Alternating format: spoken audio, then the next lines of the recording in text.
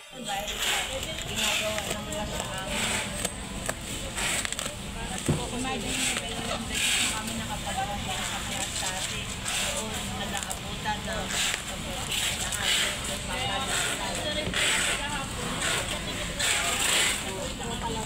Pero ito, mahal ko ito. Sumahal pa sa akin. Kasama ba kayo dito? Hindi. Kayo yung nakapita. Okay ito, sir. Sino unang Bubukas na siya ng regalo. Pero hindi ko kasi nakikita. Pero yun po, pagkabasa ko nga, pero nakaano na po siya.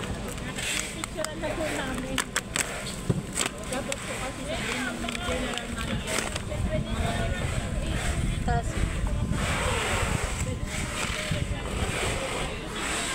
Nakaka-intention po talaga. Kasi akala nila, siyempre, ito, may PO, papasama namin sa kaya. May posibilidad na pwedeng sabutahin na.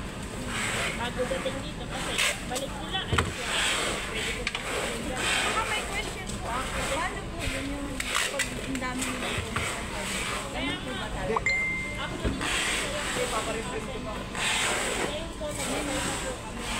Pero dapat ilan ang kasama niya? Isa lang po kami nakapag-contact po. So, ang nangyayari po, ang daming motor dyan. Kahit ang dami po nagbabaril. Natin is, kung sino po papakilala namin na courier, yun lang po. Pag wala po siya, bibigay din po kami ng name. Pero pagdating po ng text po na Richard, kung na po. Banda po namin. Kasi baka mauna po. Oo, sa amin inaan. Hindi kasi pag si Jobin kasi, sir, pag siya lang talaga, siya lang